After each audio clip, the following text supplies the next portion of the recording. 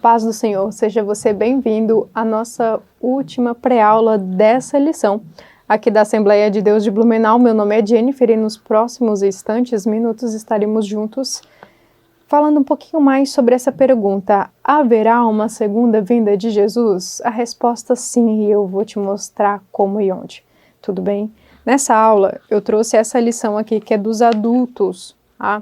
É uma lição já mais antiga deles, que fala também sobre o final de todas as coisas. Esse é o tema da lição, mas se você quiser procurar no site onde existem todas, adalia.com, todas as revistas que já passaram da CPAD estão nesse site, então você pode adquirir essa lição lá em PDF, tudo bem? Essa lição dos adultos, ela vai respaldar um pouquinho melhor algumas coisas em relação à segunda vinda de Cristo, tá? Por quê? Porque a nossa lição, a pergunta é: haverá uma segunda vinda de Jesus? Sim, a gente sabe que a resposta é sim, vamos saber por quê. Mas nessa última lição, ela é a parte desse sistema todo que nós viemos aprendendo, que fala sobre escatologia, os sinais das últimas coisas. Logo, a nossa lição está muito condensada. Ela vai falar sobre arrebatamento, ela vai falar como que se deve comportar a igreja de Deus para o arrebatamento, e ela vai falar bem breve, bem omissa até, sobre a tribulação e sobre a segunda vinda, porque tudo isso são coisas muito separadas.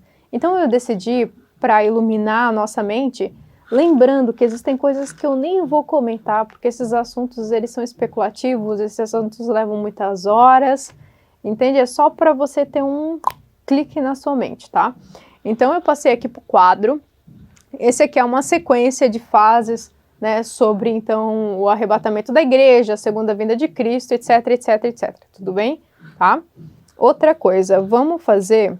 Agora a gente vai pegar o que está na nossa lição e jogar para o quadro, tá? Eu vou explicar no quadro algumas coisas para vocês. Existem coisas que não estão na lição e existem coisas que vêm a somar, agregar a tudo isso, tá bom? Eu vou pegar algumas referências que tá na nossa lição, mas aqui já está escrito, tudo bem? Para falar sobre a segunda vinda de Cristo, tá? A segunda vinda de Cristo é diferente do arrebatamento da igreja, então a gente tem de notar isso. Mas pegando a sua lição em mãos, essa é a nossa última aula. Lembrando que eu não estou dando outra aula para você, tudo bem?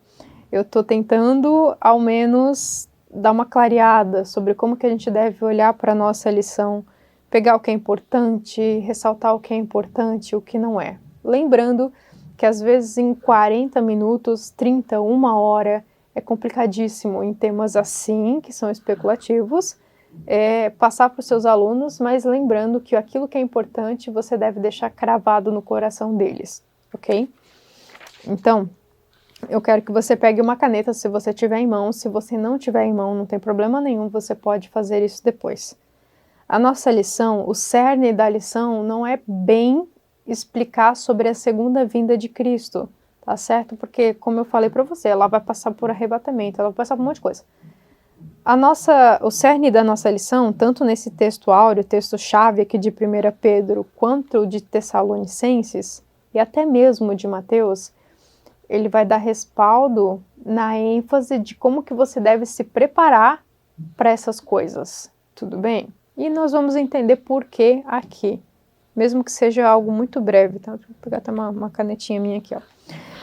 Vamos ver, esse texto aqui de 1 Pedro 4, capítulo 7, vai falar assim, ó: e já está próximo o fim de todas as coisas, portanto, sede sábios e vigiai e orai. Por que ele vai falar isso? Porque esse texto aqui, ele vai estar falando depois lá no nosso tópico 4, vigiai e orai, que vai pegar esse texto para dar respaldo nesses comentários aqui, tudo bem? Mas o que eu quero falar para você? Esse texto aqui, ele está explicando, tanto que esse capítulo inteiro, o capítulo 4 inteiro, ele vai falar sobre o sofrimento do crente, Como que o sofrimento na vida do crente, que é permitido por Deus, é permitido pelo Espírito Santo, como que esse sofrimento faz com que você se aproxime mais de Deus. Então, o sofrimento na vida do crente é saudável, até porque Jesus nunca escondeu que na vida seria tudo mil maravilhas. Muito pelo contrário, ele falou, vocês vão ter muitas aflições, Mas todas as aflições são muito leves e momentâneas. Ele está dando um adjetivo para a aflição. Não se compara ao peso da glória. Então a glória que ele fala tem peso. E as tribulações, as aflições, os sofrimentos que a gente passa, quando nós passamos sendo um servo de Deus, né, debaixo da obediência, daquilo que Deus quer, debaixo da presença dele, todas essas aflições, os sofrimentos, todos esses contrastes que a gente passa, tudo isso é leve e momentâneo. É o adjetivo que Jesus dá, tudo bem? Então, o cerne desse texto é o sofrimento do crente é algo bom que vem para moldar você, te preparando, te trazendo para próximo de Deus, para que você não seja pego de surpresa no dia do arrebatamento da igreja. Tudo bem? Até porque aqui a nossa lição ela vai dizer porque é como um ladrão que vem à noite, né? Ora, um dia eu aprendi isso, nunca mais esqueci. Mas o ladrão, quando ele assalta alguma casa, ele não pega qualquer coisa e vai embora. Quando o ladrão assalta, ele pega o melhor que existe dentro daquela casa ou dentro daquele recinto e ele vai embora, tá bom? Ninguém sabe quando ele vem, mas ele vem e pega o melhor que se pode pegar e vai embora. É por isso que Cristo vem e ele pega o melhor que ele pode pegar, que é a sua noiva, e ele vai embora. Tudo bem? Tem coisas que eu preciso explicar para vocês aqui que não tá na nossa lição, sinto muito, mas isso é a título de conhecimento e vai fazer parte da nossa lição a partir de agora. O nosso texto de Tessalônica, que 1 Tessalonicenses do 5, do 1 ao 6, ele é um texto, gente, que ele vai falar como que a igreja, o corpo de Cristo, a noiva do Cordeiro, como que essa igreja, a atitude dessa igreja para receber, para esperar o arrebatamento da igreja. Então percebe que o tempo inteiro Deus está falando mais, né? Nos capítulos, nem tão propriamente do arrebatamento e todas as coisas futuras, quanto ele fala muito mais sobre as atitudes que você deve ter para alcançar essas coisas, tudo bem? Então a nossa lição, o cerne dela é essa, tanto que a nossa conclusão também deveria ser algo parecido com isso, tudo bem? Por quê? Porque é importante ressaltar e mostrar, ampliar todas as coisas para os seus alunos, mas é importante fixar no coração dele as atitudes que ele deve ter para alcançar tais coisas, senão serão coisas sempre distantes, ok? Mas vamos lá, ó. Tessalonicenses, mas irmãos, acerca dos tempos e das estações, não necessitais de que se vos escreva, porque vós mais saber muito bem que o dia do Senhor virá como um ladrão de noite. Falamos sobre o ladrão, tá bom? Pois que quando disserem existe paz e segurança, então lhes sobrevirá repentina destruição, como as dores de parto àqueles que estão grávidas, ou aquelas que estão grávidas, aliás, né? E de modo nenhum escaparão. Mas vocês, meus irmãos, já não estáis mais em trevas, para que aquele dia vos surpreenda como um ladrão, ok? Ele está falando sobre esperar e apressar essa vinda do Senhor, né? Então você não precisa ficar preocupado se você está debaixo da presença dele, ok? Porque todos vocês são filhos da luz e filhos do dia. Nós não somos da noite e nem das trevas. Com essa semelhança em filhos da luz e filhos da treva, está falando sobre o conhecimento aqui, tá? Então, quando você é transportado de um reino das trevas para um reino de luz, você é transformado de um reino de ignorância para um reino de conhecimento. Então, quem são essas pessoas que não têm medo de esperar a vinda ou não ficar ansioso com a vinda do Senhor para não ser pego de surpresa? São as pessoas que buscam conhecer o Senhor na vida, no dia, ok? Nos minutos, e vivem com Ele. Então não basta só você aceitar a Cristo, você precisa passar uma vida inteira conhecendo Ele, porque Ele é ilimitado, né? Você passa uma vida inteira conhecendo a Cristo.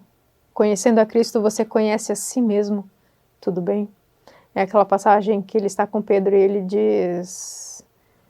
você é o Cristo, filho do seu vivo, então eu te digo que você é Pedro, E vai falando sobre Pedro. Então, toda vez que a gente aprende uma revelação de Cristo, automaticamente Cristo também revela algo sobre você, a sua identidade. Mas então, essa luz, vocês são filhos do dia, da luz. Então, viver na luz é viver uma vida em conhecimento dele, debaixo da obediência dele, na fidelidade, na esperança pelas coisas dele, ok? E viver sempre na presença dele. O complicado não é estar na presença. Deus está em todos os lugares, até nos lugares mais sombrios que você pode achar. O complicado na vida, que é talvez a parte mais difícil que os crentes acham hoje em dia, não é saber que Deus está ali, Ele está. É tornar Ele visível e viver com Ele. Tudo bem? Continuando.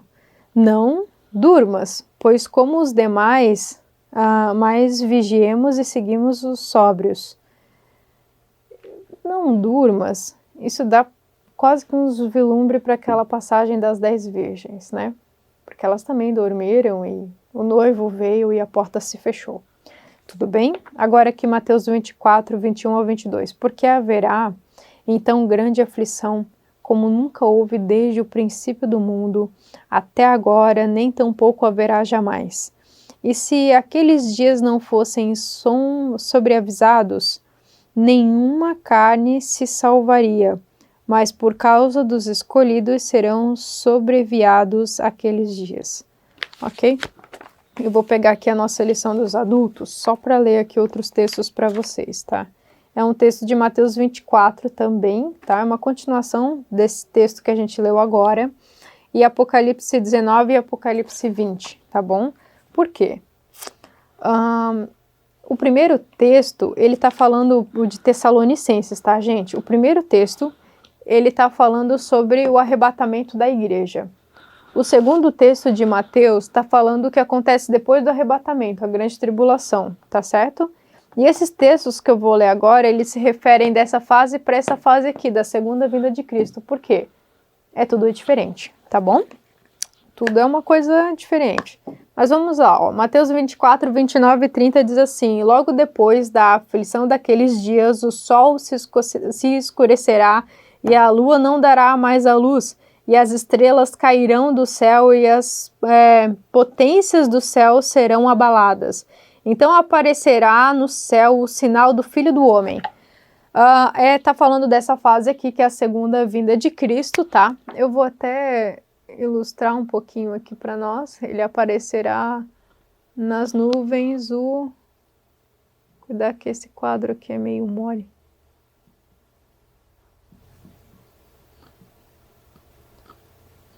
Aparecerá nas nuvens, então, o Filho do Homem. Grava bem esse Filho do Homem, tá? E, gente, quando ele vai falar aqui, é o próprio Jesus está falando o seu sermão profético antes de morrer, tá certo? Então, esse aqui, além de Apocalipse, tá certo? É um dos sermões mais ilustrativos sobre o fim. É esse sermão do próprio Cristo que falou para a multidão. Tudo bem? Nesse sermão profético aqui, ele mesmo está falando para o povo e ele vai dizer que o Filho do Homem virá. Tem muita gente que se distorce nesse negócio do Filho do Homem. Por quê? O Filho do Homem é uma referência do profeta Daniel, que está no livro de Daniel. O livro de Daniel também é um dos livros mais radicais e ilustrativos sobre os fins dos tempos, tudo bem?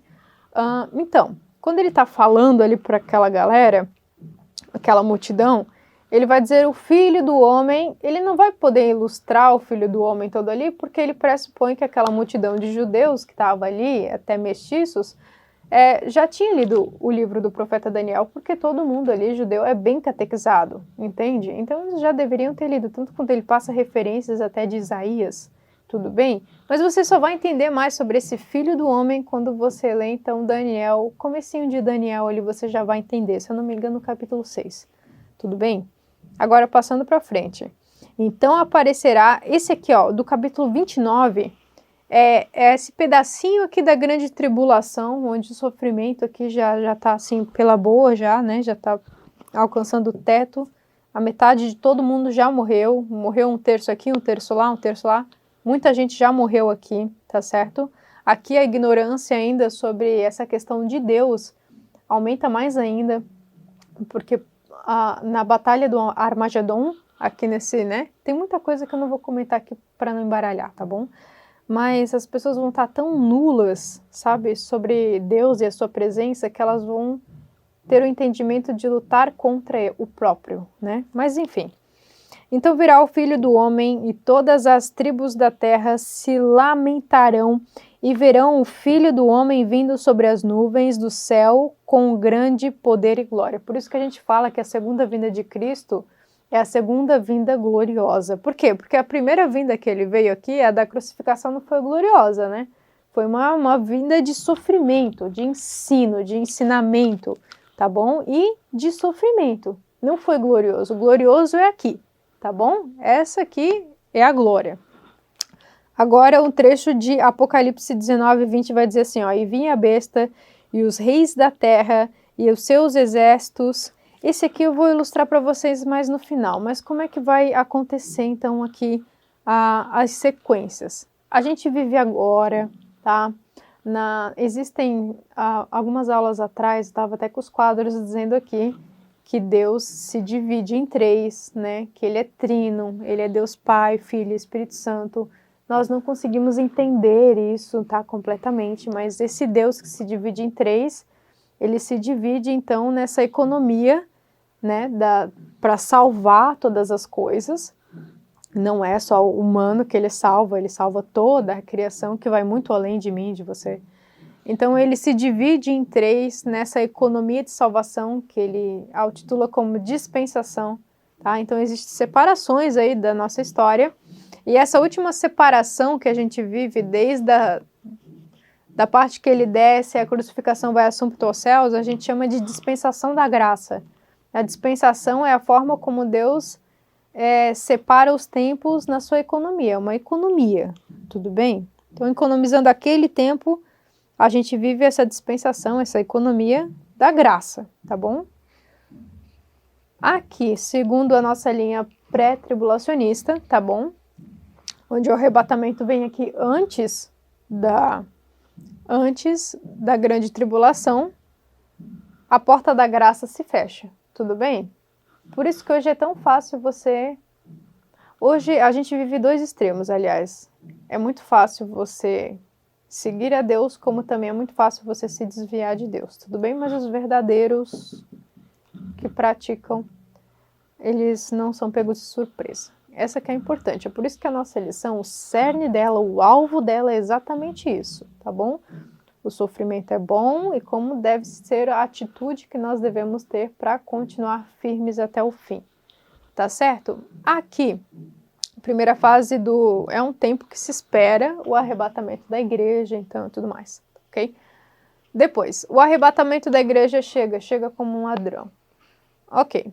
Aqui, gente, não é a segunda vinda de Cristo, por quê? Porque em Tessalonicenses e 1 Coríntios, tá certo? Vai nos dizer que aqui não é Cristo que vem buscar a igreja, é a igreja que vai ao encontro dele nos ares.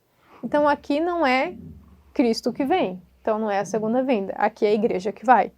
Então, nesse processo de a igreja que vai, tá certo? Diz que é no abrir e piscar de olhos, é muito rápido.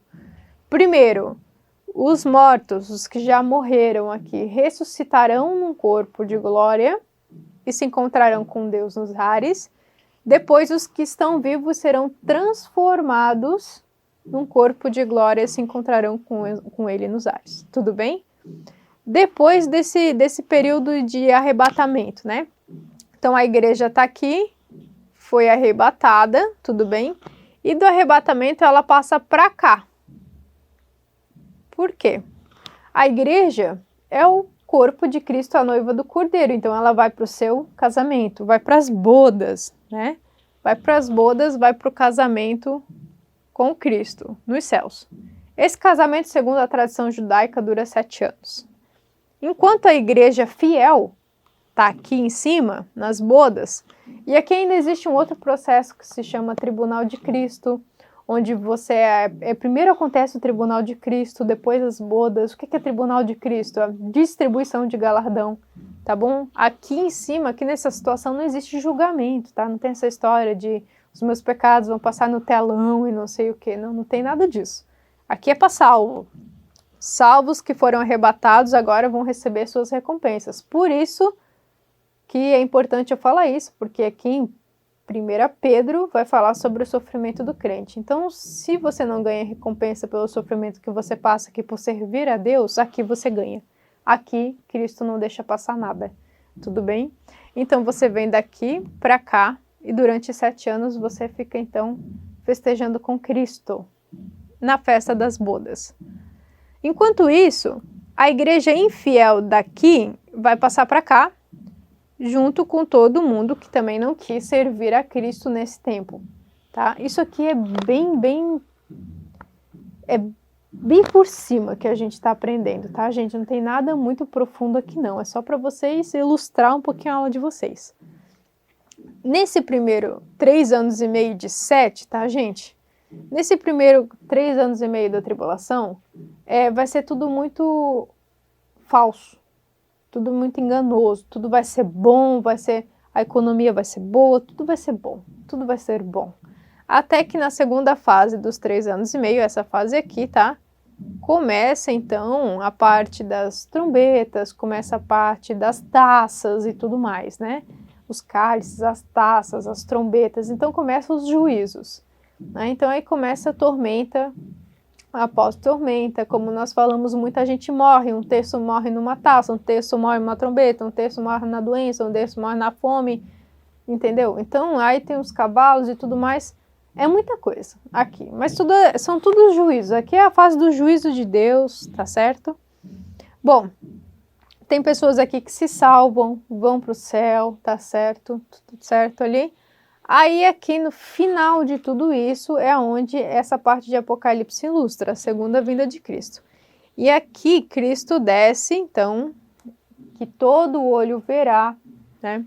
Eu quero que vocês imaginem, isso aqui que é um pouquinho difícil de imaginar, essa segunda vinda.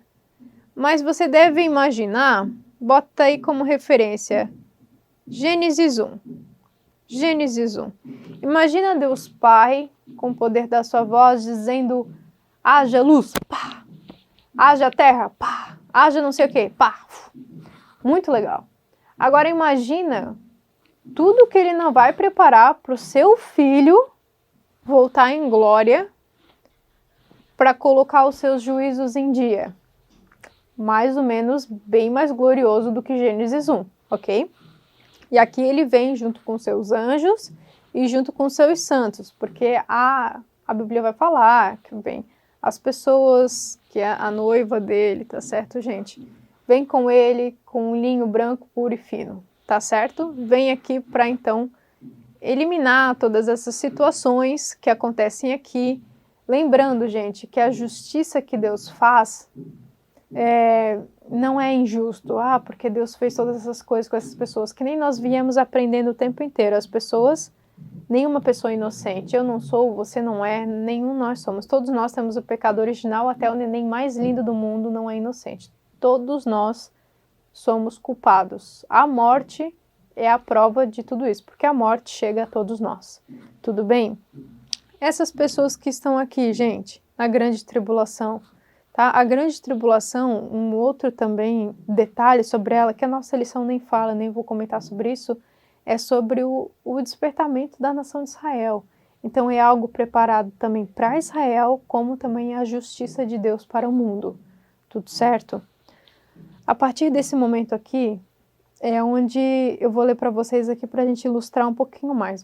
Apocalipse 19, 19 e 20, Apocalipse 20, 1, 2 e 3. Olha só.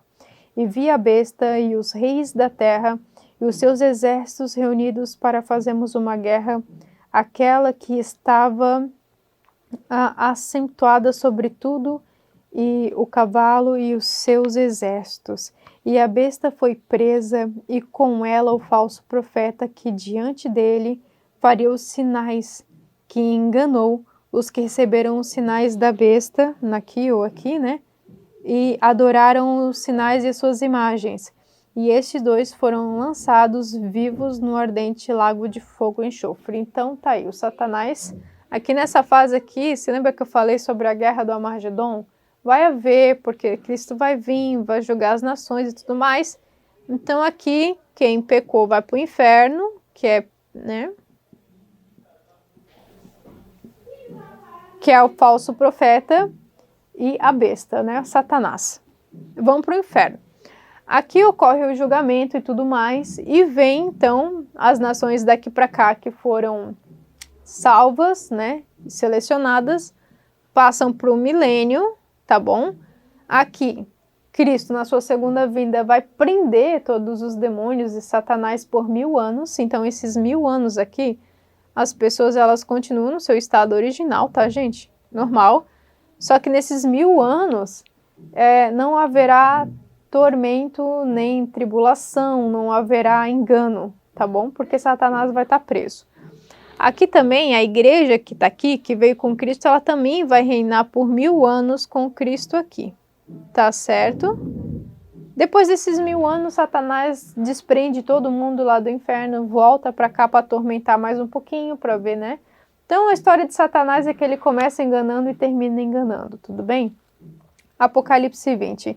E vi descer do céu um anjo que tinha a chave do abismo e uma grande cadeia na sua mão. E ele prendeu o dragão, a antiga serpente, que é o diabo e Satanás, e a amarrou por 1000 anos. Foi o que eu falei, né?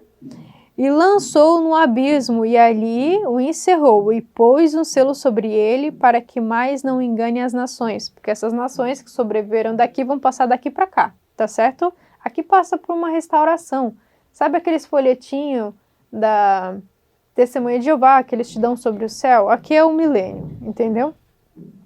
Então, para não mais enganar as nações, até que os 1000 anos se acabem e depois importa que seja solto por um pouco período de tempo. E aqui a gente encerra a nossa lição. O que é importante você entender, gente, nessa lição toda que encerra a nossa aula? É importante que você entender que nessa primeira fase, essa fase de esperar o arrebatamento da igreja, você deve se preparar em atitude, em caráter, tá? Em perseverança, em esperança, em obediência, em fidelidade, tá certo? Para que você não seja pego de surpresa. Por quê? Porque o ladrão vem para buscar aquilo que é melhor. Então você tem que se preocupar de ser o quê? O melhor na presença de Deus, tornando ele visível em tudo. Depois disso, a igreja é arrebatada, vem para cá, a galera sofre aqui embaixo, resumindo as coisas, tá bom?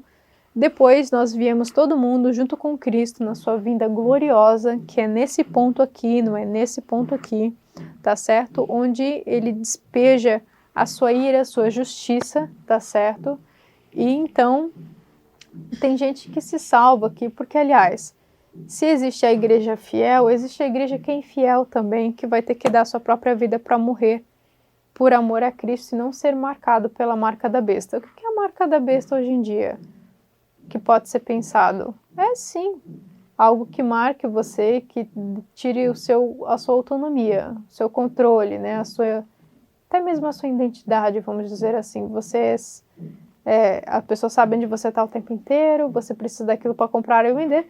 O que acontece com as pessoas, gente, na realidade, né? As pessoas que não quiserem se marcar, ela vai ter que aprender a viver como antigamente. Vai ter que viver do pão, vai ter que viver do plantio, vai ter que viver da caça, ela vai ter que retroceder na vida para poder vender, para poder se sustentar, tá certo? É isso que vai acontecer, tá certo? Hoje em dia as pessoas são reféns de toda a tecnologia. Então você é refém de uma internet, você é refém de qualquer coisa. Imagina você não tendo mais nada disso e tendo que retroceder para um campo e viver do campo. Então é mais ou menos isso que vai acontecer. Muitas pessoas vão se matar, tem muitas pessoas que não vão viver sem internet, sem Wi-Fi, vão se marcar. E assim vai, tá? Mas a nossa lição, o cerne dela é que você pense nessa situação aqui. Como que a minha atitude deve ser para com o recebimento do arrebatamento da igreja. Tudo certo? A pergunta é, existe segunda vinda? Existe, está aqui. Ele vai vir com a gente ainda. Até chegar aqui, precisa acontecer tudo isso. Tudo bem?